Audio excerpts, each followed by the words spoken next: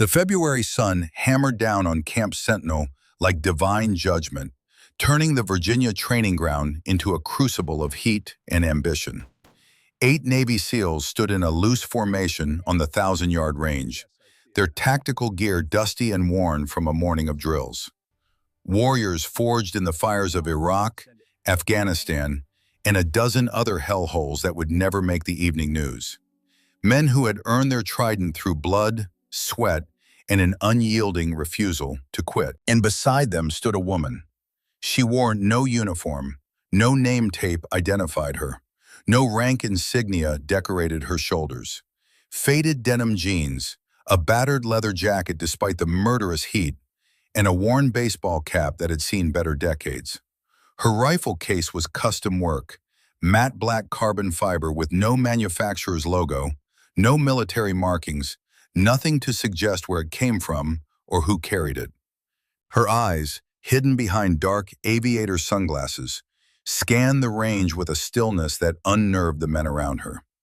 Lieutenant Garrett Sloan, 34 years old with sun-bleached hair, and the kind of confident swagger that came from surviving 3 deployments, let out a low whistle.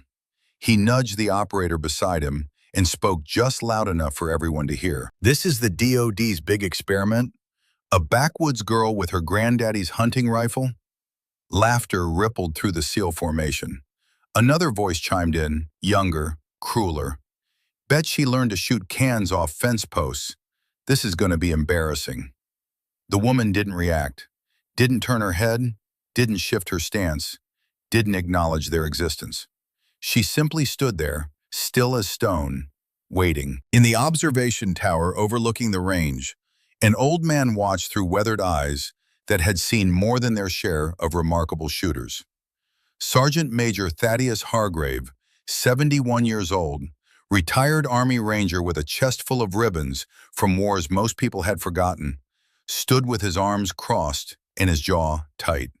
He recognized that stillness, that particular quality of focus that separated true snipers from mere marksmen. He'd seen it before, 28 years ago, in a young Ranger captain named Nolan Blackwood. Nolan's daughter, he muttered to himself, his voice barely audible over the wind. After all these years, she found her way here. The range master, a grizzled Navy chief with 3 combat deployments and the scars to prove it, called out the parameters. 1,000-yard qualification, 10 targets at varying ranges, 800 to 1,200 meters. Variable wind, gusting to 15 knots. You'll have 10 rounds, 15 minutes. Make them count. 4 weeks earlier, the Montana wilderness lay frozen under 3 feet of snow. The cabin sat in a valley so remote that maps didn't bother marking it, 3 hours from the nearest paved road, accessible only by a dirt track that washed out every spring and froze solid every winter. Kira Blackwood sat on the porch steps in the dying light of a January afternoon, a rifle across her knees, her breath misting in the cold air. She was 27 years old, but carried herself with the self-contained confidence of someone who'd spent most of her life alone. Dark brown hair pulled back in a simple ponytail, gray eyes that seemed to measure distances even when looking at nothing in particular. Inside the cabin, a fire crackled in the wood stove. Outside, the world was silent except for the occasional crack of ice-laden branches and the whisper of wind through pine trees. She held a leather-bound journal in her hands. The cover was coffee-stained and weather-worn, with a bullet hole punched clean through the front. The pages inside were filled with precise handwriting, technical diagrams, and observations that spanned years of military service. Captain Nolan Blackwood's field journal, her father's legacy. Kira turned to a page she'd read 100 times before, but still studied with the intensity of a student before an exam. The entry was dated March 1993, Kuwait. Learned the false wind method from Sergeant Major Thaddeus Hargrave today, her father had written. Counterintuitive as hell, but it works. In the sandstorm engagement, he made a 1,200-yard shot that saved 6 of us, including me. The man's a legend. If I don't make it home, find Thad. He'll teach you what I couldn't. Kira closed the journal slowly, her fingers tracing the bullet hole. Her father had been carrying this journal when he died in Somalia in 1997. The bullet that killed him had passed through these pages first. She'd been born 3 weeks after he died. Her mother, 8 months pregnant and shattered by grief, had given birth to a daughter she could barely look at without breaking down. By the time Kira was 3, her mother had remarried and moved away, leaving the child with Nolan's older brother, Marcus. Uncle Marcus. Ex-Delta Force, hard as nails, kind in the way that men who'd seen too much violence sometimes became. He'd raised Kira in this cabin, teaching her survival, discipline, and marksmanship. Not because he wanted to create a soldier, but because these were the only ways he knew how to show love. Marcus had died 2 years ago. Cancer, aggressive and merciless. Kira had been with him at the end, holding his hand as he whispered his final words. "You're your father's daughter. He'd be proud of what you've become." Now she lived alone in the Montana backcountry, making money as a wilderness guide in summer, trapping in winter, and trying to figure out what the hell she was supposed to do with skills that had no place in the modern world. The journal mentioned Thaddeus Hargrave 40 times across its pages. Her father had clearly respected the man deeply, trusted him completely, but Kira had never met him, never even tried to find him. What would be the point? Her father was dead. The past was dead. All she had were these pages and the techniques they contained. She opened the journal again, this time to page 63. A detailed diagram of wind patterns and trajectory calculations, annotated with her father's precise observations. "The false wind method," she read aloud to the empty porch. "When apparent wind contradicts terrain indicators, trust the terrain. Calculate the inverse of what doctrine suggests. Conventional wisdom says left, you go right. It's madness until it saves your life." She'd practiced this technique for years, using it in situations where traditional wind reading failed. It worked. She didn't fully understand why, but it worked. Her phone buzzed, a rare intrusion in this isolated place. She glanced at the screen. Unknown number. Normally she'd ignore it, but something made her answer. "Yes? Miss Blackwood? Kira Blackwood?" A man's voice, middle-aged, nervous energy barely contained. "Depends on what you want. My name is Agent Fowler. I'm with the Department of Defense, Contractor Liaison Division. I'm calling about a video that's been circulating in certain military circles." Kira's jaw tightened. She knew exactly what video he meant. 3 months ago, December, she'd made the mistake of entering an underground shooting competition in Wyoming. Not one of the sanctioned matches where paperwork and background checks were required, but the kind of event that moved around the Southwest like a traveling circus, where men gathered to prove themselves with rifles, and nobody asked questions about names or histories. She dominated the competition. An 1,800-yard shot on a moving target in 20-knot crosswind. Conditions that should have made accuracy impossible. She'd made the shot look easy, collected her cash prize, and tried to leave before anyone could get more than a glimpse of her face. But someone had filmed it. 9 seconds of grainy cell phone footage showing a figure in a gray cap making an impossible shot. The video had gone viral in military forums, shared through Reddit and veteran Facebook groups, analyzed frame by people trying to reverse engineer her technique. "I'm not interested in government work," Kira said flatly. "Miss Blackwood, please, just hear me out. The Department of Defense is running baseline assessments on SEAL sniper training protocols. We need a civilian control group, someone with demonstrable skill but no formal military training, no institutional bias. Find someone else. 3 weeks at Camp Sentinel, Virginia. You shoot, we measure performance metrics, you walk away with $50,000. No strings, no obligations. $50,000. That was real money. Enough to fix the cabin's roof, pay property taxes for years, maybe even buy the adjacent 40 acres that had just gone up for sale. But still, government work meant paperwork, questions about her background, people digging into a past she preferred to keep buried. "I'll think about it," she said, preparing to hang up. "Miss Blackwood, wait. There's something else you should know." Agent Fowler's voice changed, became more careful. "Your father served under Sergeant Major Thaddeus Hargrave, Gulf War, 1991. Hargrave is the senior evaluator for this program. When he saw your video, he specifically requested you." The world seemed to stop. "Thaddeus Hargrave requested me?" He said, and I quote, "If she's half as good as her father, we need her." He seemed to know Captain Blackwood quite well. Kira looked down at the journal in her lap, at her father's handwriting describing the man who'd saved his life, who'd taught him techniques that no manual contained, who'd asked to be found if the worst happened. "I'll be there," she heard herself say. "3 weeks, then I'm gone." "Excellent, I'll send you the details. And Miss Blackwood, thank you."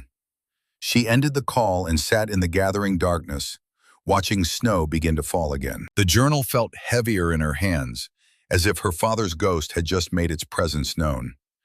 "Thaddeus Hargrave," she whispered to the night.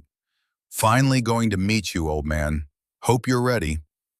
Camp Sentinel existed in that gray space between official military installations and the black sites that governments never acknowledged. Nestled in the Virginia mountains, surrounded by forests so thick that satellite imagery showed nothing but green canopy, it served as a training ground for America's most elite warriors. SEAL Team 6, Delta Force, Marine Scout snipers, men who could put a bullet through a target's eye socket from 1,000 yards away and then disappear into terrain like smoke. Kira arrived on a Tuesday morning in early February, driven in an unmarked van with blacked-out windows. When the doors opened, she stepped out into cold mountain air that reminded her of home and found herself facing a compound that looked more like a college campus than a military base. Low-slung buildings, training ranges carved into the hillsides, and an atmosphere of quiet professionalism that made her immediately aware of how out of place she was. Agent Fowler met her at the gate. He looked exactly like his voice suggested, mid-40s, soft around the middle, wearing khakis and a polo shirt that might have been appropriate in an office, but looked ridiculous here. "Miss Blackwood, welcome to Camp Sentinel. How was the drive?" "Long." She pulled her rifle case and a small duffel bag from the van. "Where do I need to be?" "Briefing in 30 minutes. I'll show you to your quarters first." The room they assigned her was Spartan but clean. Single bed, desk, footlocker, window overlooking a pine forest. She unpacked quickly, methodically, a lifetime of camping and fieldwork making the process automatic. Rifle case on the bed, carefully opened. Clothing in the footlocker. Her father's journal on the desk, positioned where she could see it. She allowed herself 5 minutes to breathe, to center herself, to prepare for whatever was coming. Then she grabbed her rifle case and headed to the briefing room. The room was larger than she expected, with seating for perhaps 200 people, though only a dozen were present now. 8 men in tactical clothing sat in the front rows, their body language radiating casual competence and barely concealed skepticism. They ranged in age from late 20s to late 30s, all carrying the lean, hard-muscled build of men who lived in constant physical readiness. Combat veterans, every one of them. Men who'd earned their place through blood and determination. And then there was Kira, standing at the back in her jeans and leather jacket, looking like she'd wandered into the wrong building entirely. The conversations died as she entered. 8 pairs of eyes tracked her movement as she chose a seat in the back row, set her rifle case down carefully, and waited. Lieutenant Sloan leaned toward the man beside him and spoke in a stage whisper clearly meant to be heard. "Is that the civilian contractor? Seriously?" Another SEAL, red-haired with freckles and a friendly face, elbowed him. "Shut up, man. Give her a chance." "Dex, come on, look at her. She's probably never seen real combat in her life." Kira didn't react. She'd heard variations of this conversation her entire adult life. Skepticism was just noise. Proof was what mattered. The door at the front of the room opened, and a woman entered with a kind of presence that made everyone instinctively straighten. Colonel Renata Sterling, 52 years old, with steel gray hair and a tight bun, and eyes that had seen empires rise and fall. She wore BDUs with more ribbons and patches than Kira could identify, and she moved with the absolute confidence of someone who'd spent 30 years commanding men in impossible situations. "Gentlemen," Colonel Sterling said, her voice carrying effortlessly through the room, "and contractor, welcome to Camp Sentinel." She didn't waste time with pleasantries. Sterling had been teaching men to kill from distance since before most of them were born, and she had no patience for ceremony. "You're here because you're supposed to be the best," she continued, pacing slowly at the front of the room. "You've earned your trident. You've proven yourselves in combat. The Department of Defense has invested millions in your training." She paused, letting that sink in, then gestured toward Kira without looking at her. "Contractor Blackwood is here as our baseline. Civilian sniper, no formal military training, no SEAL experience, no combat deployments. She represents raw skill without institutional knowledge. You're being measured against her performance."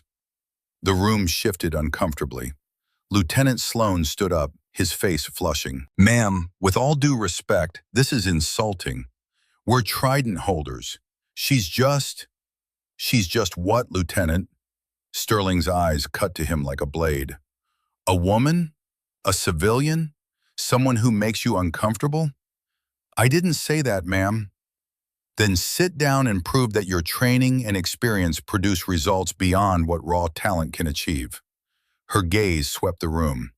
"Unless you think a civilian can outperform you." The silence that followed was thick with wounded pride and simmering resentment. These were alpha warriors, men who'd built their identities on being the most dangerous people in any room. The suggestion that a civilian woman might outperform them wasn't just offensive, it was existentially threatening. Kira sat in the back and said nothing. She'd expected this. Hell, she'd have been surprised if they'd welcomed her with open arms. The door opened again, and an old man walked in. The change in the room was immediate. Even without conscious thought, the SEALs straightened, their casual confidence giving way to something more respectful. This man commanded attention not through rank or volume, but through sheer presence. Sergeant Major Thaddeus Hargrave moved like someone who'd spent 50 years training his body to obey without question. Despite his 71 years, he stood ramrod straight, with white hair cropped military short and eyes that missed nothing. He wore civilian clothing, khakis, a button-down shirt, hiking boots, but the way he carried himself made it clear he'd never truly left the service. His eyes scanned the room professionally, assessing, cataloging. Then they landed on Kira. The moment stretched out, electric and heavy. Hargrave's jaw tightened, emotion flickering across his weathered face, too fast for the others to see, but impossible for Kira to miss. He saw her father in her features. The same gray eyes, the same set of the jaw, the same way of standing with weight balanced and ready. 28 years collapsed into nothing, and he was looking at his dead friend's daughter for the first time. Colonel Sterling made introductions. "Gentlemen, this is Sergeant Major Thaddeus Hargrave, retired. He'll be serving as senior evaluator for this program. The Sergeant Major has more combat experience than everyone in this room combined, and I expect you to afford him the respect his service deserves." Hargrave nodded curtly, but didn't speak. His eyes hadn't left Kira. Sterling continued with the briefing. Training protocols, evaluation metrics, safety procedures. The words washed over the room, professional and necessary, but Kira barely heard them. She was watching Hargrave, and he was watching her, and between them flowed 28 years of promises, broken and kept, of ghosts and legacy, of a connection neither of them had expected to find. When the briefing ended and the SEALs filed out, Kira waited. She knew he'd want to speak with her, and she needed to speak with him. Hargrave approached slowly, his boots echoing on the concrete floor. Up close, she could see the weight of his years, the deep lines around his eyes, the liver spots on his hands, the slight stiffness in his gait that suggested old injuries never fully healed. But his eyes were clear and sharp, and when he spoke, his voice carried the gravel of age and authority. Kira Blackwood, Sergeant Major Hargrave. They stood facing each other in the empty briefing room, two people connected by a man who'd been dead for 28 years. "I'm sorry," Hargrave said finally. "I should have found you sooner. You tried, Uncle Marcus told me. After my father died, you called the Casualty Assistance Office. They said I went to family. I should have pushed harder." Kira shook her head. "You did what you could, and Uncle Marcus did right by me. He raised me the way my father would have wanted." Hargrave's throat worked. "Nolan Blackwood was the best shooter I ever trained. He saved my life twice. Once in Kuwait, pulled me out of a burning Humvee under fire. Once in Somalia, when we got separated from our unit during an ambush." "He wrote about you," Kira said quietly. She pulled the journal from her jacket pocket, held it out. 40 times across these pages, he wanted me to find you." Hargrave took the journal with hands that trembled slightly. He opened it carefully, reverently, and began reading his dead friend's handwriting. His eyes moved across the pages, and Kira saw tears forming that he refused to let fall. "The false wind method," he said, finding the page she'd marked. "He learned that from me in Kuwait. Only 3 people alive know that technique. I taught your father. He taught you through these pages." "It works," Kira confirmed. "I don't fully understand why, but it works." "There's more," Hargrave said, closing the journal carefully. "Your father only wrote down 60% of what I taught him. The other 40%, that's what gets you killed if you don't know it. And it's what will save your life when nothing else can." Kira felt something stir in her chest. Hope, maybe, or purpose. "Then teach me. That's why I requested you when I saw that video from Wyoming. That 1,800-yard shot in the crosswind, you used the false wind method. I recognized it immediately." He handed the journal back. "Your father asked me to teach you if he didn't come home. I'm 28 years late, but I'm here now. What do I need to do? First, you need to show these SEALs that you belong here. Tomorrow, 1,000-yard qualification. They're going to test you, mock you, try to break your confidence. Don't give them the satisfaction." Kira's lips quirked in something that might have been a smile if it had reached her eyes. "I've been underestimated my whole life, Sergeant Major. I'm used to it." "Good." Hargrave's expression turned serious. "But after you prove yourself to them, the real work begins. I'm going to teach you things your father never had time to learn himself. Things that will make you the most dangerous person on this range." He turned to leave, then paused at the door. "Kira, your father's last words to me before he deployed to Somalia were, 'Take care of my daughter if I don't come back.' I failed that promise for 28 years. I won't fail it again." Then he was gone, leaving Kira alone in the empty briefing room with her father's journal and the weight of legacy settling on her shoulders like snow. She opened the journal one more time to the final entry her father had made before he died. "If you're reading this, little one, then I didn't make it home. I'm sorry. I wanted to teach you myself, wanted to watch you grow up, wanted to be there for all the moments fathers are supposed to see. But if Thad found you, if he's teaching you what I couldn't, then know this. You're my legacy. Whatever you become, whoever you choose to be, make it count. A rifle is a tool of precision, but using it without conscience is just murder from a distance. Be better than that. Be better than me." Kira closed the journal and pressed it against her chest, eyes closed, breathing slowly. "I'll try, Dad," she whispered. "I'll try." The first test came on day 3. The February morning broke cold and clear over Camp Sentinel, frost glittering on the grass like scattered diamonds. The 1,000-yard range stretched out before them, targets positioned at varying distances from 800 to 1,200 meters, steel plates that would sing when hit and remained silent in failure. The 8 SEALs assembled first, their movements efficient and professional as they prepared their weapons. Lieutenant Sloan worked with exaggerated confidence, his custom rifle gleaming with expensive modifications.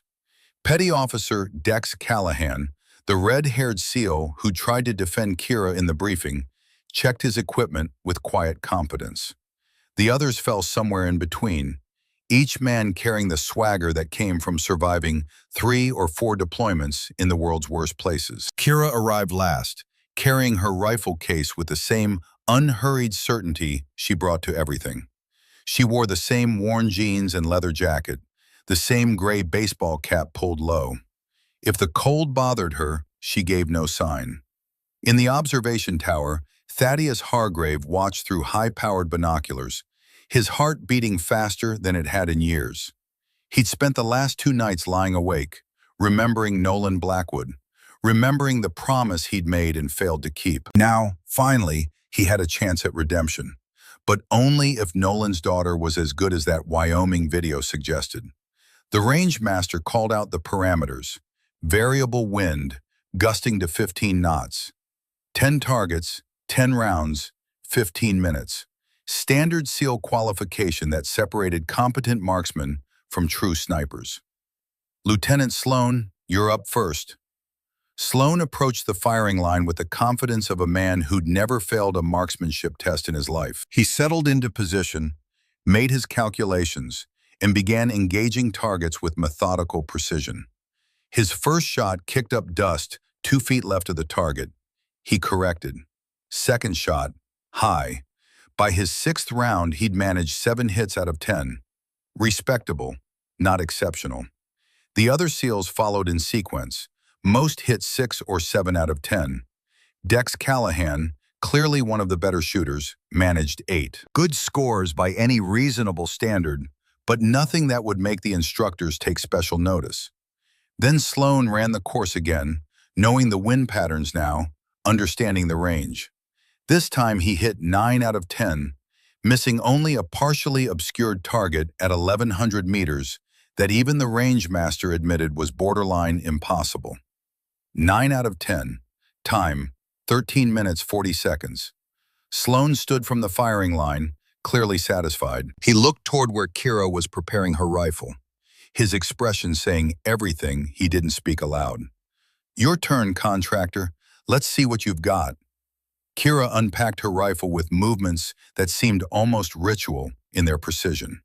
The weapon was custom work, a bolt-action platform built by someone who understood that accuracy wasn't just about tolerances in barrel harmonics, but about the connection between shooter and steel. No logos, no manufacturer markings, just functional beauty designed for a single purpose. On the barrel, barely visible, were small scratches. Notches. Too many to count in a glance. She assembled the rifle with practiced efficiency, no wasted motion, no hesitation. Then she knelt at the firing line in a position that made several of the SEALs exchange glances. Not prone like they'd been taught, not sitting, but kneeling with her left leg forward and the rifle resting on her knee, an old-school position that most modern snipers had abandoned. In the tower, Hargrave leaned forward, binoculars pressed to his eyes. That position, that exact stance, he taught it to Nolan in Kuwait because it allowed faster transitions between targets and better stability in rocky terrain. Seeing it again, performed by Nolan's daughter, who'd learned it from journal notes, made his chest tight. The range master called out the target sequence. Kira didn't acknowledge him. Her breathing slowed to something barely perceptible, her awareness expanding outward to read wind patterns in the subtle movement of grass, to feel temperature gradients on her skin, to calculate atmospheric density from the way sound carried across the valley. The world fell away. All that remained was intention meeting physics, will becoming trajectory.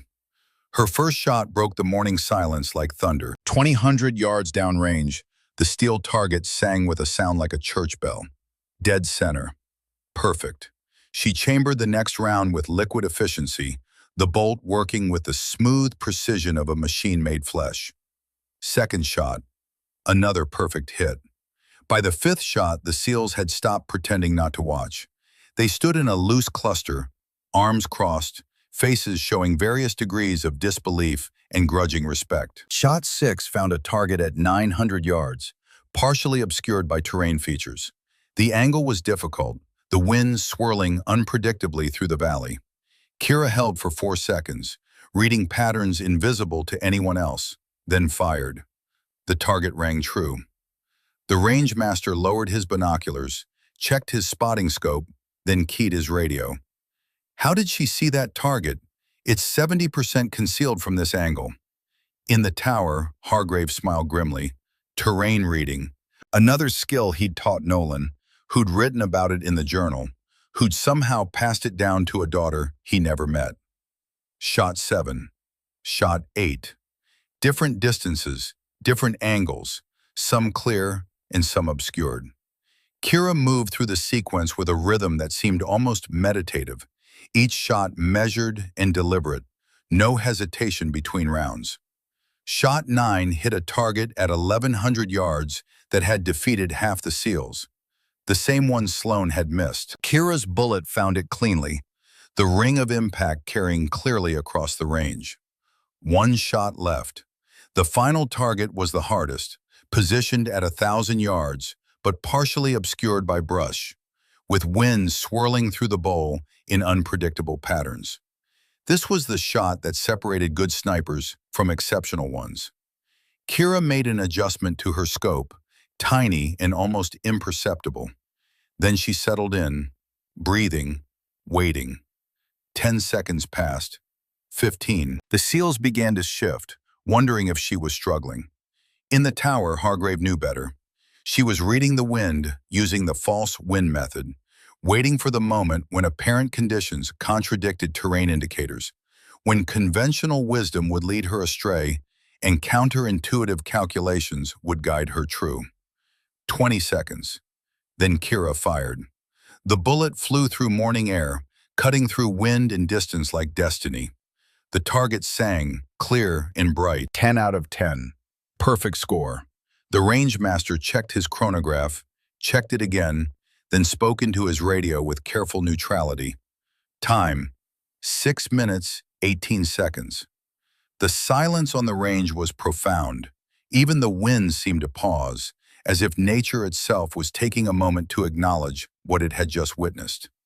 Kira safed her weapon, stood, and began breaking down her rifle with the same methodical precision she brought to everything. She didn't celebrate, didn't acknowledge the stares, didn't say a word.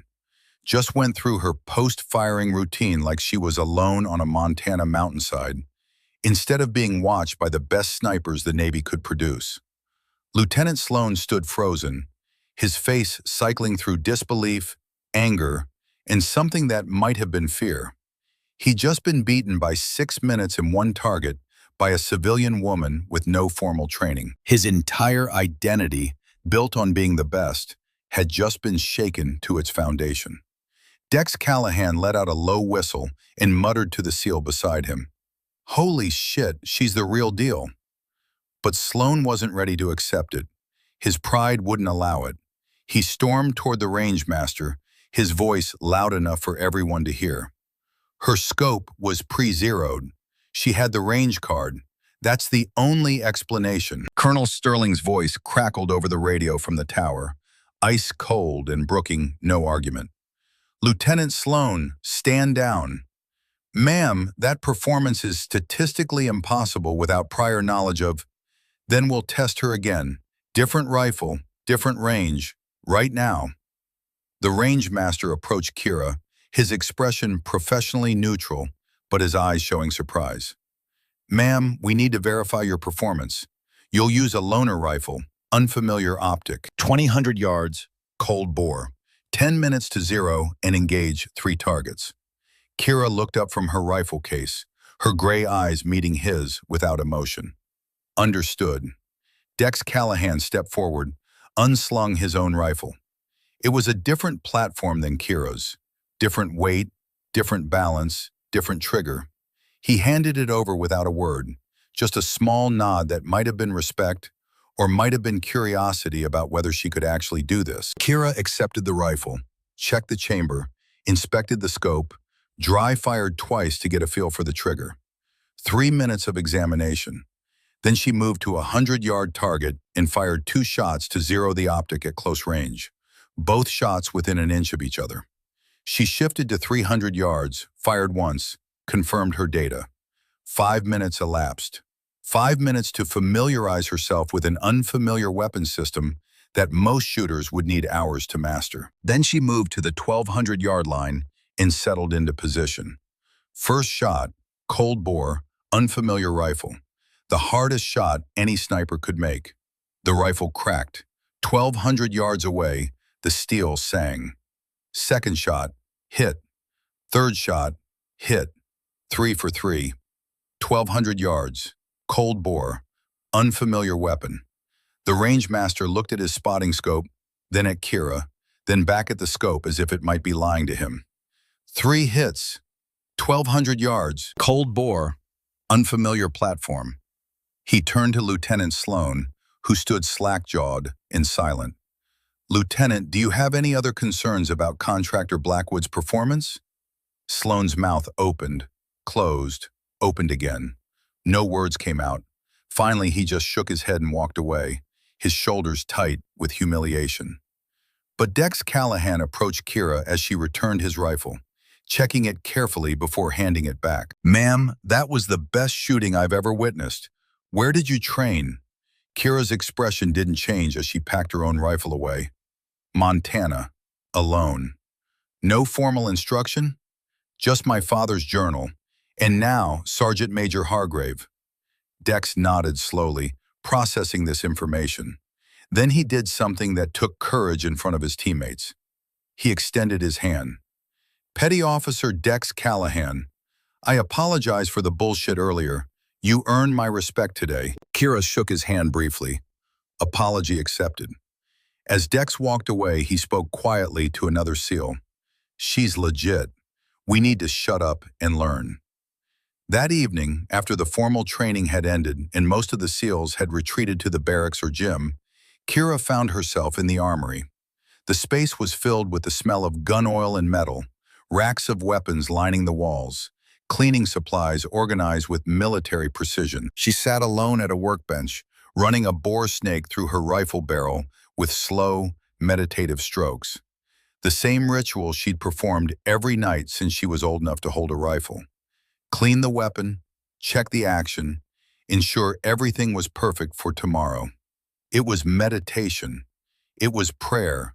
It was the closest thing she had to peace. Footsteps echoed on the concrete floor. She knew without looking that it was Hargrave. His gait had a particular rhythm, the slight stiffness from old injuries creating a pattern she'd already memorized. He sat on the bench across from her, watching her work for a moment before speaking. "That false wind method on shot 10, you executed it perfectly. Dad's journal, page 63, but he only wrote the formula, not when to use it. That's what I'm here to teach. The journal gives you the what. I give you the when and why." Hargrave leaned forward, his voice dropping. "Starting tonight, after everyone else is asleep, you meet me on the secondary range. 2 to 4 in the morning. We have work to do." Kira looked up from her rifle, her gray eyes meeting his blue ones. "Why didn't you find me sooner? Really?" Hargrave's throat worked. This was the question he'd been dreading, the one he didn't have a good answer for. "I tried. After your father died in Somalia, 97, I called the Casualty Assistance Office. They said you went to family. I assumed you were safe, cared for. I didn't push because I thought the Army would handle it, that there were systems in place." He paused.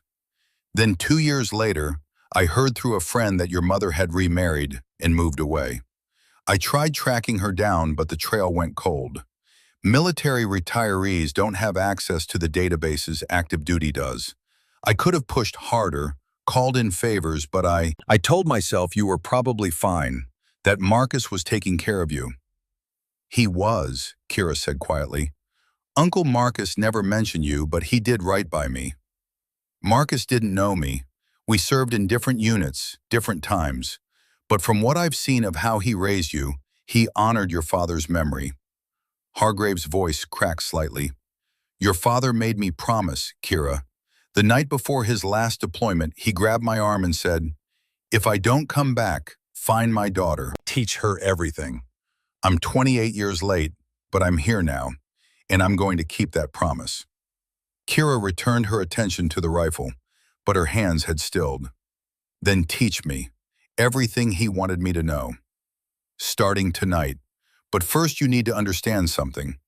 Hargrave's voice became harder, more intense. What I'm going to teach you isn't just about shooting. It's about the weight, the cost.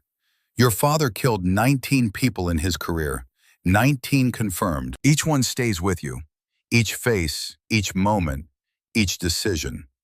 If I teach you these skills, if you ever use them in combat, you'll carry that weight for the rest of your life.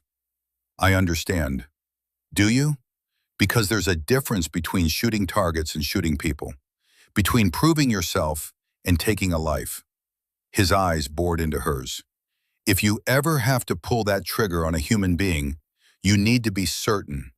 Not confident, not skilled, certain. Because that decision never leaves you.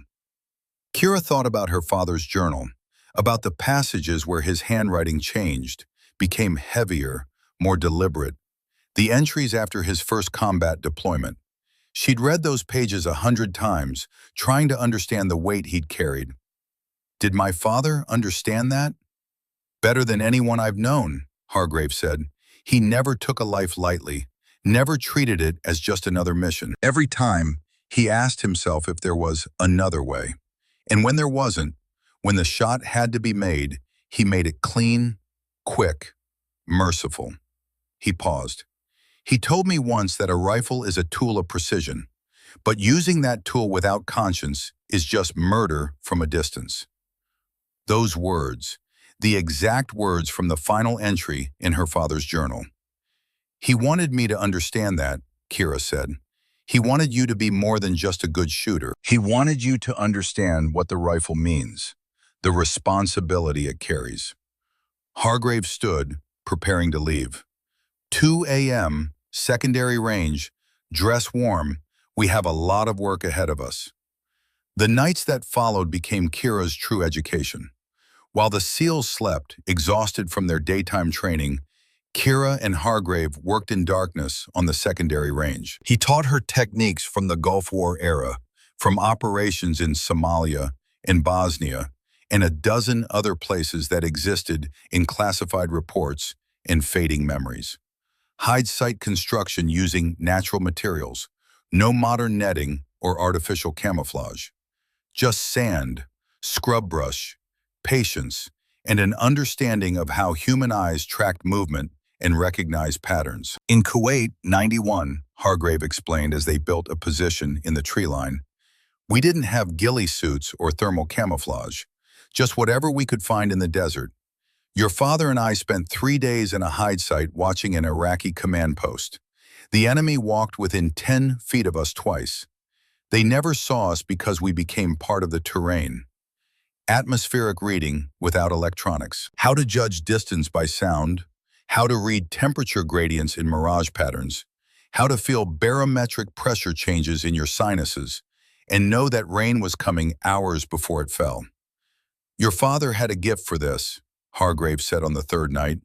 He could feel when a shot would land clean. Not mysticism, pattern recognition built over 10,000 rounds. You're developing it too. I can see it in how you pause before firing, how you're reading things you can't consciously name. And then there was the moral weight. On the 5th night, as they sat in a hide site watching the stars wheel overhead, Hargrave opened up in a way he rarely did. Your father and I, we took lives. 23 confirmed for me, 19 for him. Every face stays with you. I can tell you about the first man I killed, Kurdish fighter in northern Iraq, 1991. He was setting up a mortar position aimed at a refugee camp. 840 yards, clean headshot. He never knew I was there.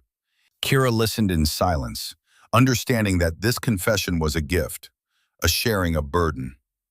I think about that man sometimes, Hargrave continued. Wonder if he had a family. Wonder if he believed he was doing the right thing.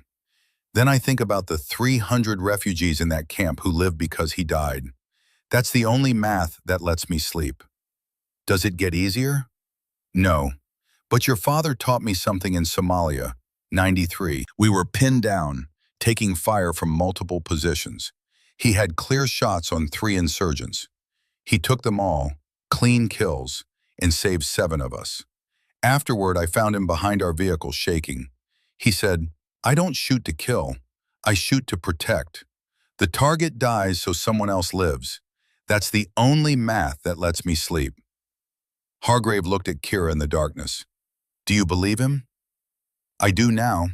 31 years later, I think about the 23 I killed. Then I think about the 67 Americans who lived because I did. Your father saved at least 40 lives in his career. That's his legacy.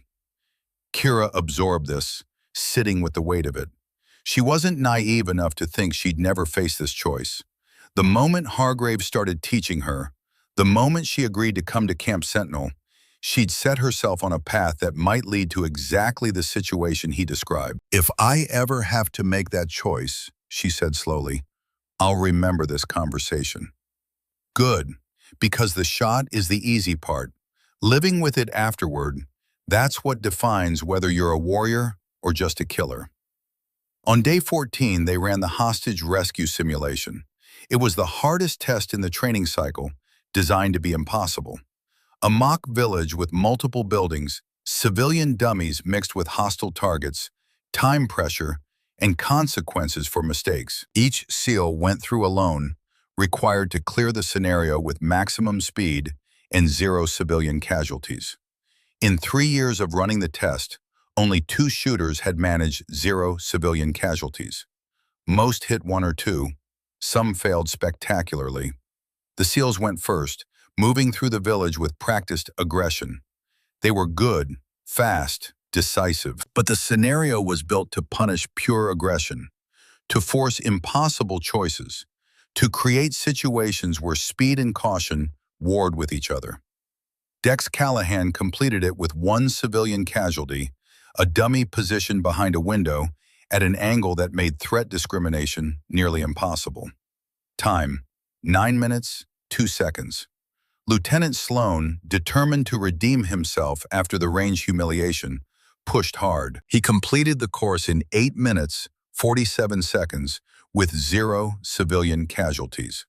The best SEAL performance ever recorded at Camp Sentinel.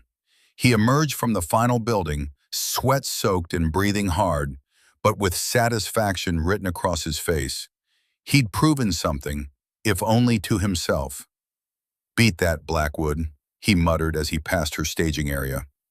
Kira approached the village differently than the others. Instead of rushing in the moment the timer started, she spent the first 90 seconds simply observing, studying sightlines, mapping angles, identifying where civilians might be positioned based on the building layouts and cover positions. The SEALs watching from the observation point muttered among themselves. Time was ticking. She was wasting it. But in the tower, Hargrave said nothing. He just watched, recognition dawning. When Kira finally moved, she flowed like water finding its path. She didn't charge through buildings in the linear fashion the course encouraged. Instead, she used angles the designers hadn't fully considered, positions that gave her sightlines through multiple rooms at once. Window target, eliminated. Doorway hostile, down.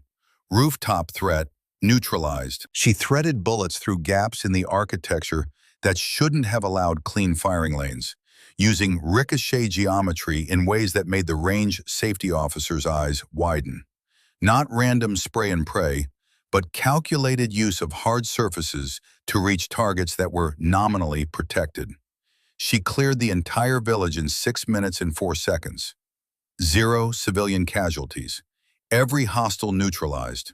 Several shots that made the observing instructors shake their heads in disbelief. When she emerged from the final building and safed her weapon, the silence from the observation point was absolute. The range master checked his chronograph 3 times, as if he couldn't believe the numbers. Finally, he keyed his radio. All clear, 0 civilian casualties, all hostiles down. Time, 6 minutes, 4 seconds. That's a facility record. Lieutenant Sloan's face went through a visible transformation. Disbelief, anger, then something darker, more dangerous. His pride, his identity, everything he'd built his self-image on, had just been shattered again. He stormed toward the observation tower where Colonel Sterling and Hargrave were stationed, taking the stairs 2 at a time. She had prior access, he said without preamble. Someone gave her the layout. There's no other explanation for those shots. Sterling's expression turned to ice. Lieutenant, that's a serious accusation. Ma'am, she used firing positions that aren't in our doctrine, ricochet shots that require knowing exact wall compositions. That's not improvisation, that's preparation. Hargrave stepped forward, his voice quiet but carrying absolute authority. Lieutenant Sloan, what you just witnessed is called adaptive thinking. Miss Blackwood cleared that village as a solo operator, not as part of a team. Different mission profile, different tactics. That's bullshit. That's enough. Colonel Sterling's voice cracked like a whip. Lieutenant Sloan, you're relieved from this evaluation. Report to my office at 1400 hours. Dismissed. Sloan's face flushed red, but he knew better than to argue further. He snapped to attention, rendered a salute that was just a shade too sharp to be respectful, and stalked out. That evening, Kira found a protein bar on her cleaning table in the armory. A simple gesture, but meaningful in the Spartan world of special operations. Next to it, a note in Dex Callahan's handwriting. You earned my respect today. Sorry for the BS. Keep showing us how it's done. 2 other SEALs approached her over the next few days, asking questions about her techniques, about how she'd seen angles they'd missed, about the journal her father had kept. The wall of hostility hadn't disappeared, but it had developed cracks. She wasn't one of them, but she wasn't entirely an outsider anymore either. She'd earned something that military culture valued more than friendship.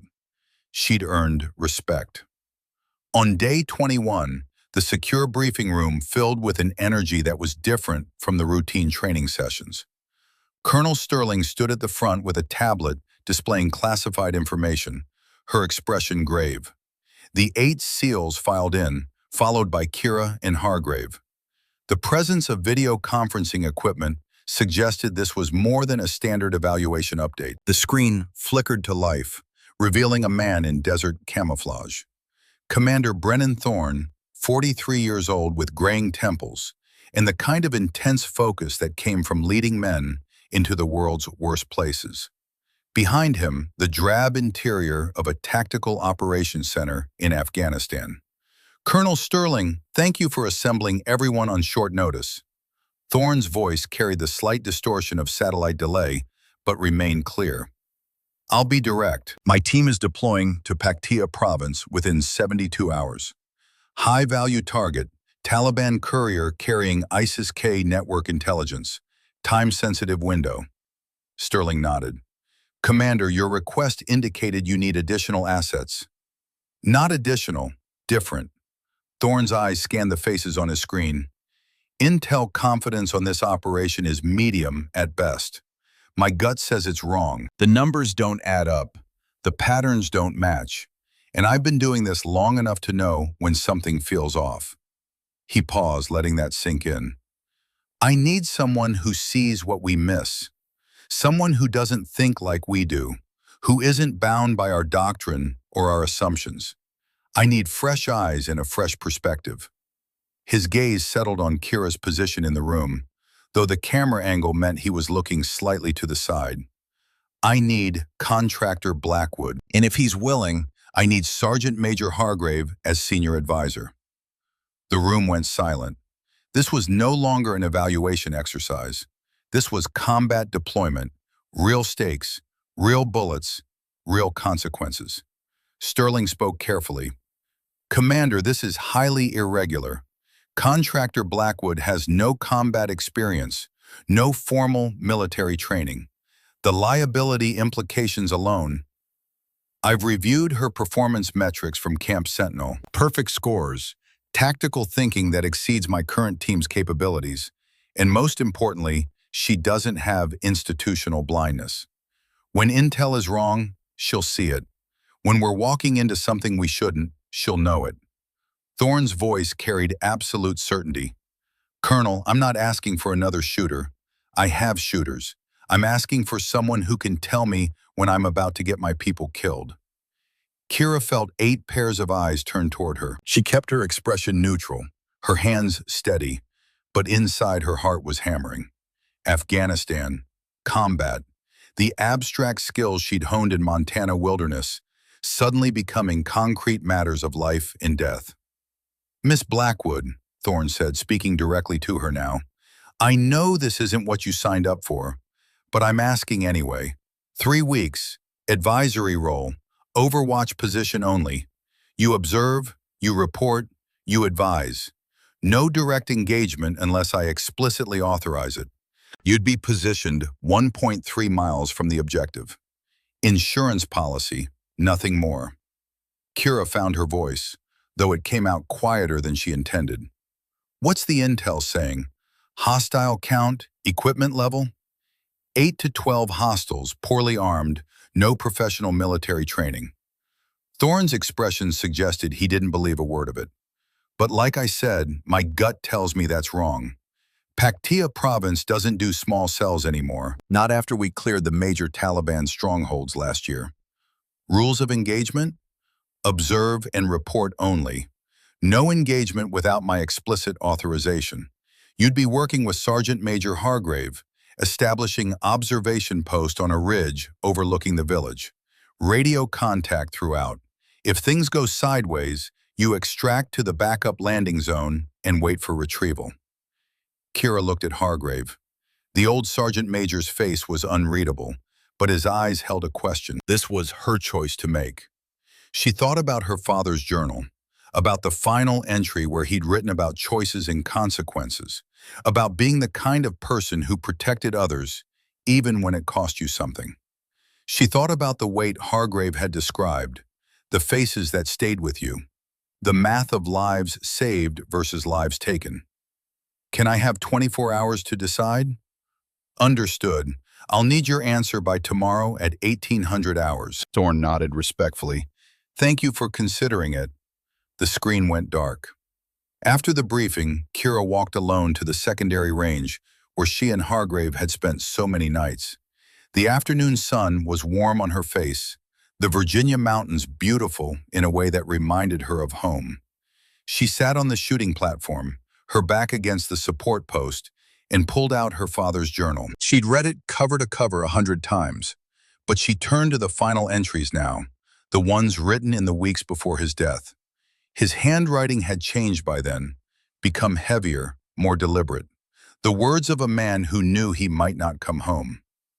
March 1997, last entry before deployment. I've been thinking about what we do, what we're asked to do, what we choose to do. There's a difference between those 3 things that most people never have to contemplate. We're asked to be weapons. We're trained to be precise. But we choose whether to be conscientious or just efficient. That choice matters more than any shot I've ever made. Kira traced the words with her finger, imagining her father writing them by lamplight in some forward operating base, knowing he was about to walk into danger again. If you're reading this, little one, then I didn't make it home. I'm sorry. I wanted to teach you myself, wanted to watch you grow up, wanted to be there for all the moments fathers are supposed to see. But if Thad found you, if he's teaching you what I couldn't, then know this. You're my legacy. Whatever you become, whoever you choose to be, make it count. A rifle is a tool of precision, but using it without conscience is just murder from a distance. Be better than that. Be better than me. She closed the journal and watched the sun sink toward the horizon, painting the sky in shades of amber and gold. Footsteps behind her. She knew without looking that it was Hargrave. He sat beside her, grunting slightly as his old knees protested the movement. For a long moment, neither of them spoke. "You don't have to go," he said finally. "You've already proven everything you needed to prove. You could walk away right now, go back to Montana, and nobody would think less of you." "Would you go, if you were in my position?" Hargrave was quiet, considering the question with the seriousness it deserved. "When I was your age, wild horses couldn't have kept me away. The idea of proving myself in combat, of testing everything I'd learned against real stakes, I'd have jumped at it." He paused. "But I'm not 27 anymore. I know what it costs now. I know what you carry afterward. You said good people have to do hard things. I did, and I believe it. But Kira, there's a difference between understanding that intellectually and experiencing it viscerally. When you pull that trigger on a human being for the first time, something changes. You can't unchange it. You can't go back to who you were before." Kira turned to look at him. "My father changed, but he kept serving, kept making those choices. Why? Because he decided that if good people refused to stand in the gap, then bad people would be the only ones standing. Because he believed that protecting the innocent was worth the cost to his soul." Hargrave's voice roughened. "He told me once, 'I carry ghosts so other people don't have to.' That's the trade I made, and I'd make it again." Commander Thorne has a team depending on him. If the intel is wrong, if they walk into something they shouldn't, people die. I might be able to prevent that. You might. Or you might find yourself in a position where you have to make choices you're not ready for." Hargrave put a hand on her shoulder. "I'll support whatever you decide. If you go, I go with you. If you walk away, I'll help you get back to Montana, and nobody will hear a word of criticism from me. But make this choice for yourself, not for your father's memory or for some abstract idea of duty. Make it because you're willing to carry the weight." Kira watched the last light fade from the sky, feeling the weight of the decision settling over her like snow. "I need to think about it." "Take your time. You have until tomorrow evening." But that night, alone in her quarters with her father's journal open on the desk, Kira already knew what her answer would be. She'd known the moment Commander Thorne had explained the situation. Maybe she'd even known when she agreed to come to Camp Sentinel in the first place. Some paths, once you stepped onto them, only led forward. The next morning, she found Agent Fowler in the administrative building. "I'll go. 3 weeks. Advisory role. Then I'm done. Forever." Fowler nodded, relief evident on his face. "Understood. Deployment is in 48 hours. You'll need to complete accelerated briefings on—" "I'll handle it." She turned to leave, then paused. "Agent Fowler, if this goes wrong, if something happens to me out there, make sure someone takes care of my cabin in Montana. The coordinates are in my file. Everything I own is there, including my father's journal. Make sure it doesn't get lost." For once, Fowler's bureaucratic demeanor cracked slightly. "Miss Blackwood, Commander Thorne is one of the best in the business. You'll be fine. Just make sure someone knows about the cabin." That afternoon, Lieutenant Sloan appeared at the armory where Kira was preparing her equipment. He stood in the doorway for a long moment before speaking, his usual arrogance replaced by something more complicated. "Heard you're going to Afghanistan." Kira didn't look up from her rifle maintenance. "Word travels fast. I pulled some strings. I'm on Thorne's team for this deployment." He stepped closer. "Despite being relieved from the evaluation here, I'm still a SEAL, and Commander Thorne needs every operator he can get." Now Kira did look up, her gray eyes meeting his. "Why are you telling me this?" Sloane's jaw worked for a moment before he spoke. "Because I was wrong about you. At Camp Sentinel, I thought you were a diversity stunt, a political play, someone who didn't deserve to be here. I mocked you. I tried to get you disqualified. I was an asshole. Yes, you were. You outshot me. You outthought me. You beat my best time on the hostage rescue by almost 3 minutes." His voice dropped. "You're better than me. And instead of accepting that, I threw a tantrum like a child." Kira waited, sensing there was more. In Afghanistan, if things go bad, I need you to know that I'll have your back. Whatever happened here, whatever ego bullshit I brought to this evaluation, it doesn't matter out there. We're on the same team. I'll protect you the same way I protect any operator on that mission. It wasn't quite an apology, but it was close. Close enough. Acknowledged, Lieutenant. I appreciate you saying that. Sloan nodded and turned to leave, then paused. Blackwood, that journal you carry, your father's. I heard you mention it to Dex. My dad was Army, served in the First Gulf War, died when I was 16. I don't have anything like that from him. No letters, no journal, nothing. You're lucky. Then he was gone, leaving Kira alone with that observation and the weight it carried. Kandahar airfield hit like a physical force. The heat was oppressive, a dry furnace blast that made Virginia summers feel like spring mornings. Kira stepped off the C-17 transport into chaos barely contained by military discipline. Helicopters coming and going, convoys assembling, soldiers moving with the practiced efficiency of people who'd done this 1,000 times. She'd never felt more out of place in her life. Hargrave stayed close, his presence reassuring in the overwhelming foreignness of it all. Despite his age, he moved through the base with the confidence of someone who'd been in these places before, who knew the rhythm and flow of forward operating bases in hostile territory. Commander Thorne met them at the flight line. Up close, he looked older than his video appearance suggested, with deep lines around his eyes and the kind of weathered face that came from too many deployments in too many years. But his handshake was firm, his gaze direct and assessing. Miss Blackwood, Sergeant Major Hargrave, welcome to Kandahar. I wish we had time for proper orientation, but we're wheels up in 6 hours.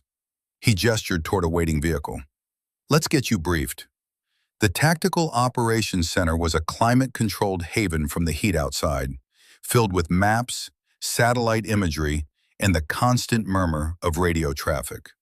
Thorne's team was already assembled, 7 SEALs plus Lieutenant Sloan, all studying the mission profile with the focus of men who knew their lives might depend on remembering every detail. Dex Callahan was there, his red hair distinctive, even in the muted lighting. He nodded at Kira with something that might have been approval or might have been concern. Hard to tell with operators who kept their emotions locked down. Thorne pulled up the mission map on a large display screen. Satellite imagery showed a small village nestled in a mountain valley, surrounded by steep ridges and narrow approaches. Our target is here, small village, maybe 30 structures, population less than 200. Intel says our courier is in this building. He highlighted a compound near the village center. Single story, 3 rooms, 2 exit points. According to our sources, he's meeting with local Taliban leadership to hand off the ISIS-K intelligence package. Hostile count? Hargrave asked. Intel says 8 to 12 hostiles. Light arms, maybe 1 PKM machine gun. No professional training. Thorne's expression made it clear what he thought of that assessment. But Paktia province has been too quiet lately. The Taliban aren't operating in cells that small anymore. They learned from getting hammered by our operations over the past 2 years. They work in larger, coordinated groups now. He zoomed the map out, showing the surrounding terrain. Miss Blackwood, Sergeant Major Hargrave, you'll establish an observation post here. He indicated a ridge northeast of the village. 1.3 miles from the target building, elevated position, clear sight lines to all approaches. You'll have radio contact throughout. Your job is to be our insurance policy. Watch for what we miss. Look for signs that intel is wrong. And if things go sideways, you call it out. Rules of engagement? Kira asked. Observe and report only. You do not engage unless I explicitly authorize it. Thorne's voice carried absolute authority. Is that clear? Clear, sir. Good. He turned to his SEAL team. We insert at 0300 hours. Black Hawk drops us in a dry riverbed 2 clicks south of the village. Overwatch team separates and moves to the ridge. We'll wait for dawn, use the early light to minimize civilian exposure, Then hit the target fast and hard. Bag the courier, secure the intelligence package, and exfil to the rally point. Total time on target, 15 minutes or less. One of the SEALs raised a hand. Commander, what's the backup plan if intel is wrong and we're facing more than a dozen hostiles? Then we adapt and overcome, same as always. That's why we have Overwatch with fresh eyes. Thorne looked at each man in turn. Questions? No one spoke. All right, final gear check at 2200 hours. Get some rest. It's going to be a long night. As the briefing broke up, Thorne approached Kira and Hargrave privately. Off the record, he said quietly, my gut is screaming that this mission is wrong. The intel is too clean, too convenient. Taliban don't leave themselves exposed like this anymore. Not in Paktia. What's your best guess on actual hostile count? Hargrave asked. Double what intel says. Maybe 20 to 25, coordinated, possibly waiting for us. Thorne looked at Kira. That's why you're there. If I'm walking my team into an ambush, I need someone positioned to see the whole battlefield. Someone who can tell me when to abort before it's too late. Kira nodded slowly. And if it's too late to abort? If you're already engaged when the ambush triggers? Thorne's expression went hard. Then I'm trusting you to do whatever it takes to get my people out alive. That evening, sitting on the edge of an empty tarmac, while the sun set over the Hindu Kush Mountains, Kira and Hargrave had their final conversation before deployment. What if I have to shoot someone tomorrow? Kira asked, her voice barely audible over the distant sound of generators and aircraft. Then you'll carry it, like your father, like me. How? Hargrave was quiet for a long moment, watching the light fade from the sky. You remember why you pulled the trigger. Not hatred, not anger, protection. You shot so someone else could live. That's the only reason that matters. He turned to look at her. Your father killed 3 men in one day during the Somalia operation. Saved 7 of us by doing it. I found him afterward, sitting behind our vehicle, hands shaking. He said, I know it was necessary, but necessary doesn't make it easy. Did he regret it? Every single time. But he never regretted the lives he saved. Hargrave put a hand on her shoulder. If you have to shoot tomorrow, you'll see that person's face for the rest of your life. That's the cost. But you'll also see Commander Thorne go home to his family. You'll see Dex and Sloan and the others survive. That's the payment. Kira nodded slowly, not trusting her voice. One more thing, Hargrave said. Your father's last words to me, before he deployed to Somalia for the last time, were, take care of my daughter if I don't come back. Tomorrow, I'm going to keep that promise. Whatever happens out there, I'm not letting anything happen to you. That's not your job, Sergeant Major. I can take care of myself. Maybe, but I made a promise to a dying friend 28 years ago, and I'm damn well going to keep it now. His voice softened. You're all I have left of Nolan Blackwood. I'm not losing you too. They sat together in comfortable silence as darkness fell completely. 2 people connected by a ghost, preparing to walk into the kind of violence that changes everyone it touches. Above them, stars began appearing in the Afghan sky, cold and distant, and utterly indifferent to the small human dramas playing out below. The Black Hawk helicopter flew through absolute darkness, its pilots using night vision to navigate terrain that would be suicide to attempt in daylight. Inside, 9 people sat in silence. 7 SEALs, Lieutenant Sloan and Commander Thorne on one side, Kira and Hargrave on the other. No one spoke. There was nothing left to say. In a few minutes, they'd be on the ground in hostile territory, and words wouldn't matter anymore. Only actions, only choices, only the training that became instinct when conscious thought was too slow. Kira felt her heart hammering but kept her breathing steady. 4 count in, 6 count out, hold. The same rhythm she used before making long-range shots. The same technique her father had written about in his journal, learned from Hargrave, passed down through pages to a daughter he'd never met. The helicopter descended sharply, making her stomach lurch. Then it touched down for exactly 4 seconds, just long enough for everyone to dismount before lifting off again and disappearing into the night sky.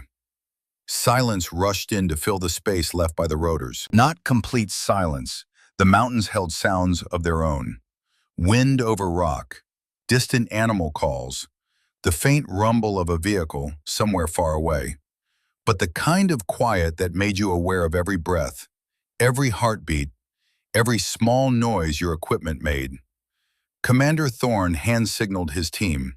They moved out toward the village in two-man elements, shadows disappearing into terrain that swallowed them whole. Kira and Hargrave went the opposite direction, climbing toward the ridge that would give them overwatch on the entire operation. 90 minutes of brutal scrambling up loose scree and sharp rocks. Elevation that made breathing hard and movement harder. Hargrave, despite his 71 years, kept pace through sheer determination and muscle memory. This was what he'd trained for his entire adult life, and age might slow him, but it hadn't stopped him. By the time the first hint of dawn touched the eastern horizon, they'd established a hide site that would be invisible to anyone more than 10 feet away.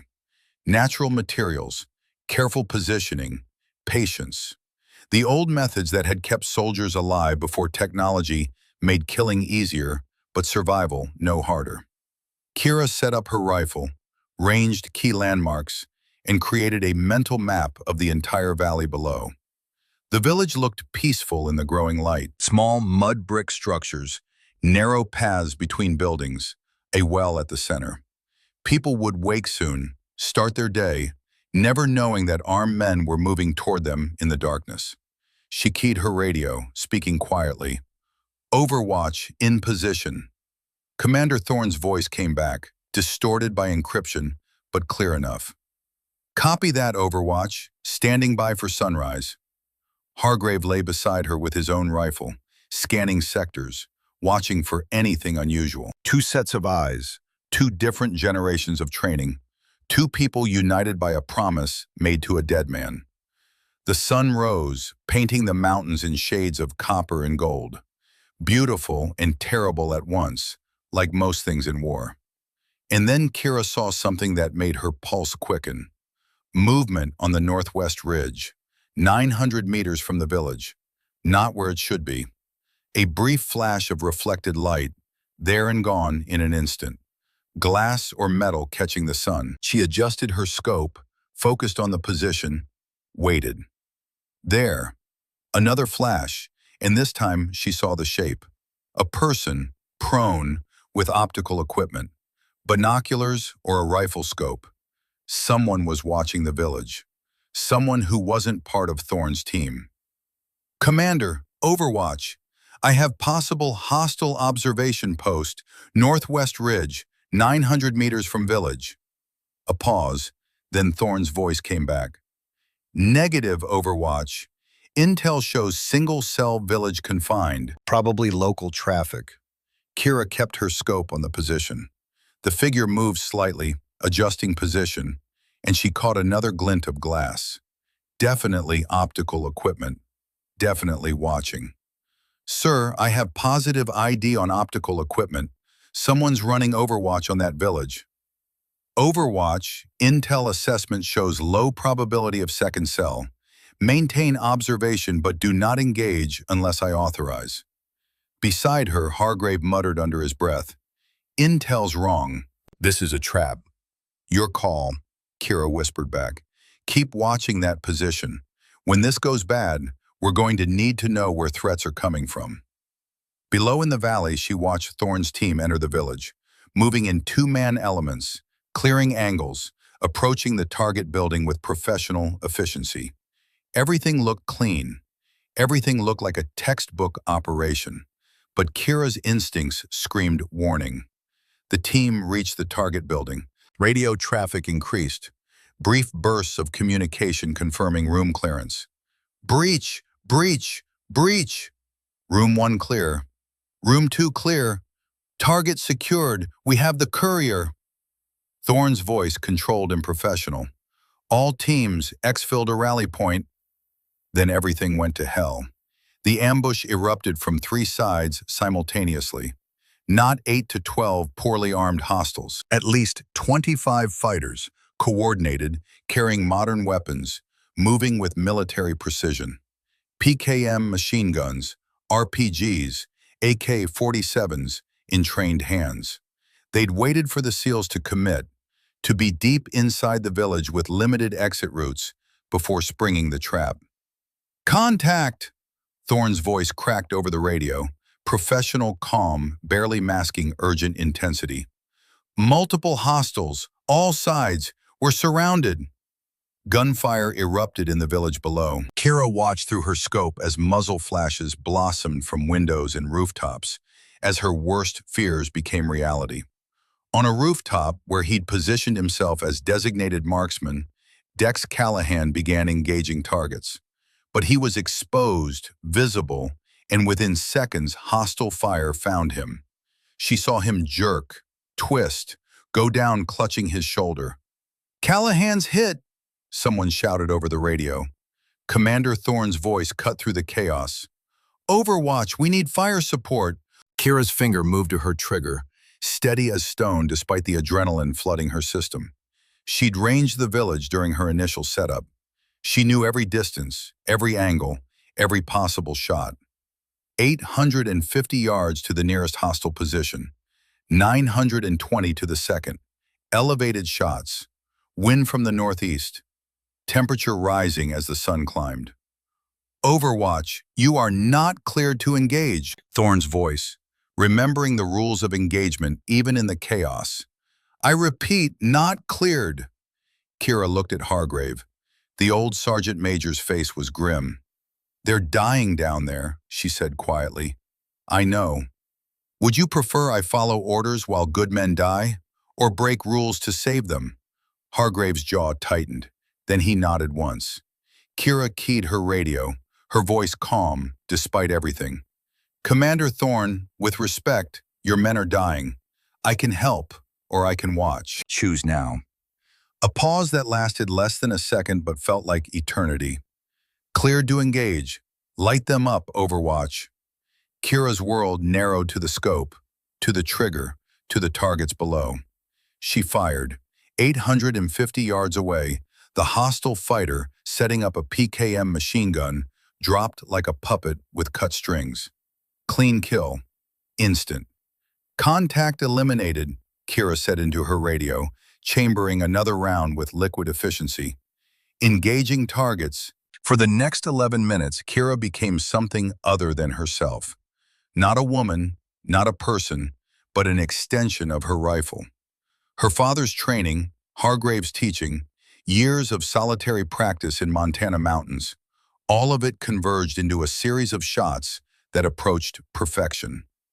Beside her, Hargrave worked as spotter, calling corrections with the efficiency of decades of experience. 920, hostile with RPG, windage left, .2. Kira adjusted, fired. The RPG gunner fell before he could launch. 1160, rooftop sniper, partially obscured. She saw the angle through a gap in the architecture, threaded the needle. Down. 870, three hostiles near Callahan's position. 3 shots, 3 kills. Dex was pinned, but alive. The battlefield was chaos, but through her scope it became a series of problems to solve. Geometry and physics, wind and distance, intention and execution. A fighter emerged from a doorway, a K-47 raised toward Lieutenant Sloan's position. Kira's bullet found him at 915 yards before he could fire. Sloan never even knew how close he'd come to death. Another hostile on a rooftop, RPG on his shoulder, aiming at the building where half the SEAL team had taken cover. 1,040 yards. Kira led the target, accounting for his movement, fired. The man collapsed, the RPG unfired. Hargrave picked up his own rifle, muscle memory overriding his 71 years. 2 shots at 780 meters, 2 more hostiles eliminated. The old sergeant major still had it. 12 o'clock, your sector, Kira said, spotting targets in Hargrave's field of fire. "I see them. 2 more shots, two more down. They worked in tandem, covering different sectors, protecting the SEALs from threats they couldn't see. The ridge gave them God's eye view of the entire battlefield, and they used every inch of that advantage. By the time the smoke cleared, 9 enemy fighters lay dead from Kira's rifle, 2 from Hargrave's. The remaining hostiles broke contact, retreating into the mountains, unwilling to face an enemy they couldn't see or locate. "Overwatch, cease fire," Thorne's voice came through, shaking slightly. "Hostiles are retreating.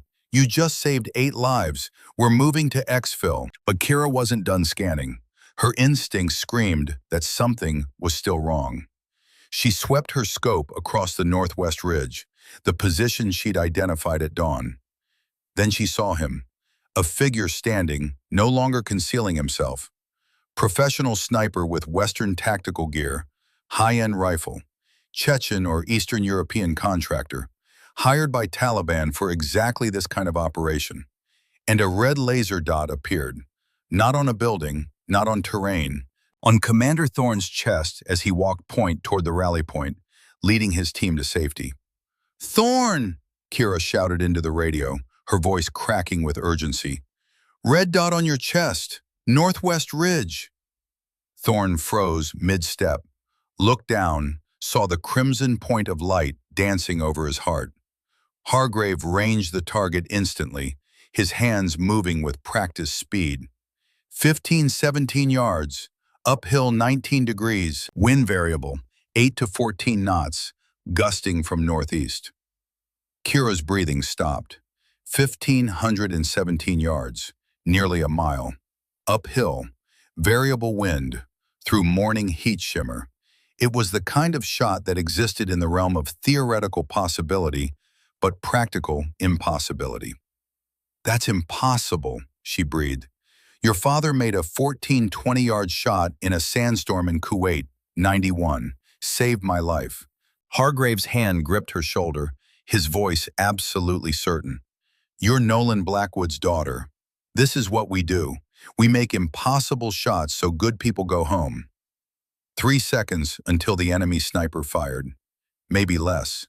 Below in the valley, Thorne stood frozen, knowing he was dead, knowing there was nothing he could do. His team shouted for him to move, but movement wouldn't matter. Not at this range. Not with a professional on the trigger. Kira's world contracted to absolute clarity. Everything Hargrave had taught her, everything her father had written, everything she'd practiced in Montana wilderness, it all came down to this moment. Breath. 4 count in, 6 count out, hold. Heartbeat. Slow, steady, 52 beats per minute. Wind. She read it through grass movement on the ridge, dust patterns in the village, mirage distortion in the air. The false wind method. Apparent wind said northeast at 10 knots, but terrain indicators contradicted. The real wind was northeast at 7, gusting 12. Calculate the inverse. Trust the terrain. Mathematics. Elevation 19 degrees uphill required adding 6 minutes of angle. Windage at this distance with 7 knots gusting 12 required 4.2 mils left. Coriolis effect at this latitude, this direction, 0.8 mils additional left correction. Air density at this altitude, this temperature, slight decrease in bullet velocity, add 0.3 mils elevation. But beneath all the math, beneath all the conscious calculation, was something else. The thing Hargrave had called shooter's intuition. Pattern recognition built over 10,000 rounds. The feeling, not mysticism, but deep subconscious processing, that this shot would land. Certainty washed over her like cold water. Her father had made this shot. Hargrave had made shots like this. She carried their legacy in her hands, their knowledge in her mind, their certainty in her heart. This bullet would fly true because it had to, because 8 men deserved to go home, because good people had to stand in the gap, because a rifle was a tool of precision, and she would use that tool with conscience. She fired. The recoil pressed into her shoulder, familiar and solid. The crack of the shot echoed across the valley, clear, and final. 1,517 yards away, the bullet flew. Time seemed to slow, though it was only 1.8 seconds of flight. The bullet climbed, arced, dropped, adjusted for wind, traced an invisible path through morning air. Kira watched through her scope, her breathing suspended, as the bullet closed the distance. It entered through the enemy sniper's rifle scope, through the front lens, traveled through the optic body, and emerged from the ocular lens before entering his right eye socket. The man dropped instantly, killed before his nervous system could process what had happened. The red dot vanished from Thorne's chest. For a moment, silence. The valley held its breath. Then Thorne's voice over the radio, barely above a whisper. "Overwatch, did you just—" "Enemy sniper neutralized," Kira said, her voice steady despite her hands shaking now with adrenaline crash. "You're clear to exfil point." Longer silence, then Thorne again. "How far was that shot?" 17 yards, Hargrave answered, his voice carrying unmistakable pride. "Through his scope." Radio silence stretched out, everyone processing what that meant. Then Dex Callahan's voice, awed despite his pain. "Through the scope? That's not possible." "Apparently it is," Sloan muttered. Thorne keyed his radio one more time. "Overwatch, you just saved my life. I will never, ever forget this. We're moving to exfil. Thank you." Kira and Hargrave remained in position, providing overwatch as the SEAL team moved to the rally point. The helicopters came in low and fast 15 minutes later, loading personnel and the captured courier before disappearing into the morning sky. Only after the SEALs were safely away did Kira lower her rifle. Her hands were shaking now, adrenaline finally catching up with her. She'd killed 9 people today, 9 human beings who'd woken up this morning not knowing it would be their last day alive. Hargrave saw it in her face. "Come on," he said gently. "Our ride's coming. We'll talk about it later." They packed up the hide site, erasing evidence of their presence, and moved to their extraction point. A separate helicopter picked them up, the pilot keeping radio silence as they flew back to Kandahar. Kira stared out the window at the Afghan mountains falling away below, seeing nothing, feeling everything. Back at Kandahar, she went straight to the armory. Empty now in the midday heat, most personnel either sleeping or on duty. She sat at a workbench and began cleaning her rifle with movements that had become compulsive, obsessive. She'd been cleaning for 20 minutes when Hargrave found her. He sat on the bench across from her, saying nothing at first, just being present. 9 people, Kira finally said, her voice barely audible. "I killed 9 people today, and I felt nothing. In the moment, just execution." "The feeling comes later," Hargrave said quietly. "Right now you're in shock. Combat high, then the crash. It'll hit in a few hours, maybe days." "Does it hit you? Still?" "Every time. 31 years later, I still see faces. I can tell you about the 2 I killed today. Their positions, their weapons, how they fell." He paused. "But I also see the 8 men I saved. 67 Americans alive because I pulled triggers over the years. Your father saved 40 plus. You saved 8 today. That's the only math that matters." Kira's hands stilled on the rifle. "My father, in his journal after Somalia, his handwriting changed, got heavier. I always wondered what that meant. It meant he was carrying it. The weight of what he'd done, who he'd killed, why it was necessary." Hargrave's voice was rough with memory, but he chose to let it make him more conscious of how fragile life is, not less. More aware of what mattered, not less. That's what I meant about the choice. "I don't feel like I have a choice. I just feel heavy." "That heaviness is your conscience working. That's good. That's human." He stood, put a hand on her shoulder. "Clean your rifle. Get some rest. Tomorrow we fly home. And then you decide what comes next." That night, Kira lay in her bunk, staring at the ceiling, unable to sleep. Every time she closed her eyes, she saw faces. The 9 men she'd killed, their final moments, the way they'd fallen. But she also saw Commander Thorne touching his chest where the red dot had been, alive because she'd pulled the trigger. Saw Dex Callahan, wounded but alive, being carried to the helicopter. Saw the entire SEAL team, battered but breathing, because she'd violated her rules of engagement. The weight was real, but so was the worth. Kandahar airstrip, dawn the next morning. Kira stood alone, rifle case at her feet, waiting for the C-130 that would take her home. The sunrise over the Hindu Kush was beautiful in a way that made her chest ache. Golden lights spilling across mountains that had seen more violence than she could imagine. Boots on concrete behind her. She turned to find Commander Thorne approaching, followed by his 7 SEALs, including a bandaged Dex Callahan and Lieutenant Sloan.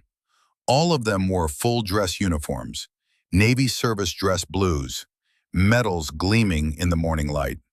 Thorne stopped 10 feet away, removed his cover, and rendered a full military salute.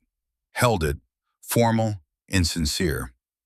"Miss Kira Blackwood," his voice carried across the empty tarmac. "You hold no rank, you swore no oath, you wear no uniform, but you possess something that most soldiers never earn in a lifetime of service." He paused, letting the words settle. "The absolute respect of everyone who witnessed what you did in Paktia province." His voice strengthened, official now, as if reading a citation.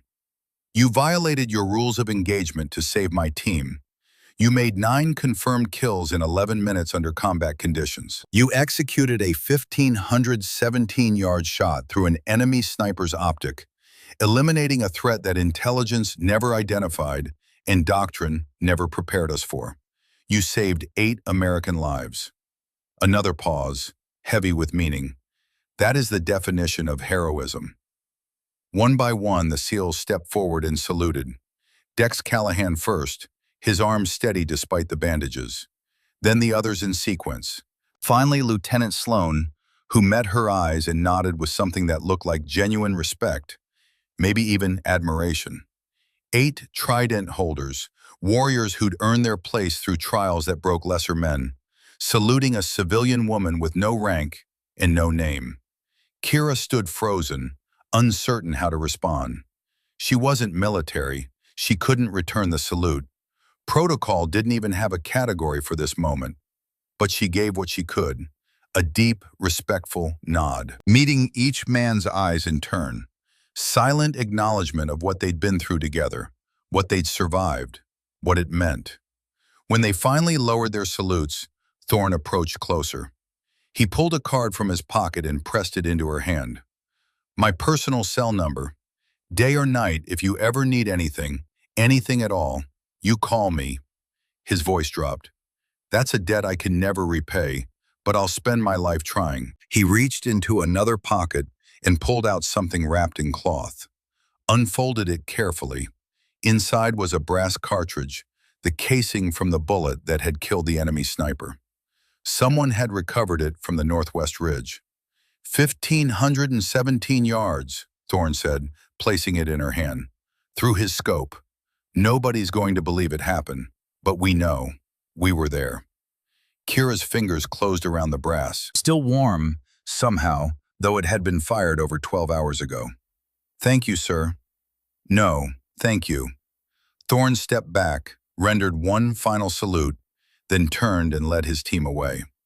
Kira watched them go, the brass cartridge heavy in her palm, heavier than any object that small should be. The C-130's engines started behind her. Time to go home.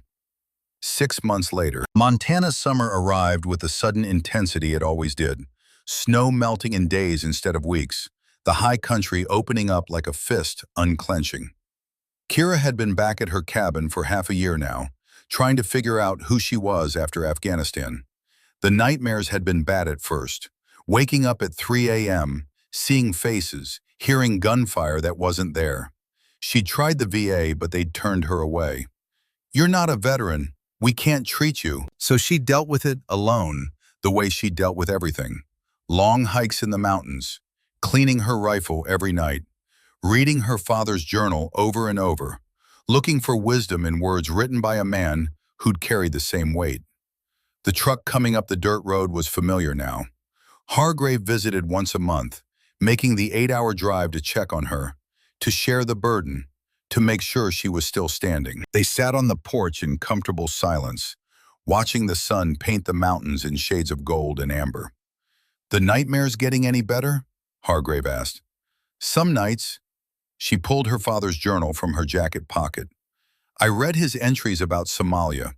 He wrote that carrying the weight with honor meant remembering why you pulled the trigger. Protection, not hatred. That helps." He was right. But 9 faces, Thad. I see them every night, every single one. And 8 men who went home to their families because of what you did. Hargrave reached into his own pocket and pulled out an envelope. "Commander Thorne wanted you to have this." Kira opened it carefully. Inside was a photograph of Thorne hugging his 8-year-old daughter, both of them smiling at the camera. Behind them, a suburban house with a tire swing in the yard. Normal life. Safe life. A handwritten note fell out. "Because of you, I got to see her again." She drew this picture of us. "I think about that red dot on my chest and what would have happened if you hadn't been on that ridge. Thank you for my life. Brennan." A child's crayon drawing came with it. Stick figures labeled Daddy and me, holding hands under a smiling sun. Kira's eyes watered. Not quite crying, but close. "There's something else," Hargrave said. "I've been offered a position, teaching at Camp Sentinel, advanced precision marksmanship and tactical ethics. They want someone to train the next generation differently, more focus on the moral weight, less on just technical skill." He paused, watching her reaction. "They want you too, as my co-instructor. Teach the things your father would have taught if he'd lived. Pass down the knowledge from that journal, from what you learned, from what you experienced." Kira was quiet for a long time, processing. "I don't know if I can go back there." "I understand, but think about it. Those SEALs you worked with, they're asking for you. Dex Callahan specifically requested you help develop their training protocols. Says you see things they miss. What would I even teach? The same thing your father taught me, that a rifle is a tool of precision, but using it without conscience is just murder from a distance. That the shot is easy, but living with it afterward is what matters. That good people have to do hard things, but how you do them defines who you become." Hargrave stood, preparing to leave. "You don't have to decide now, but the offer stands. Come to Virginia in September. Help me teach. Help make sure the next generation understands what that brass cartridge in your pocket really means." After he left, Kira sat alone on the porch, turning the cartridge over in her fingers. 1,517 yards, through a scope. One shot that had saved a man's life, ended another's, and changed hers forever. She pulled out her father's journal, turned to the final page. "You're my legacy. Whatever you become, whoever you choose to be, make it count." Make it count. Teaching the next generation would make it count. Passing down the knowledge, the skills, and most importantly, the understanding of what it all meant. That would honor her father's memory better than anything else she could do. Kira pulled out her phone, found the number Hargrave had left, and typed a message. "I'll come to Virginia in September. Let's teach them how to carry the weight." She hit send, feeling something shift in her chest. Not peace, not yet, but purpose, direction, a path forward that honored both the dead and the living. Above Montana, stars began appearing in the deepening sky, cold and bright and eternal. Her father's stars, Hargrave's stars, her stars now too. Kira sat on the porch of her father's cabin, holding his journal, carrying his legacy, preparing to pass it all forward to those who would come after. The rifle was a tool of precision, but wielding it with conscience, that was the art of being human. And teaching that art to the next generation, that was how you made it count.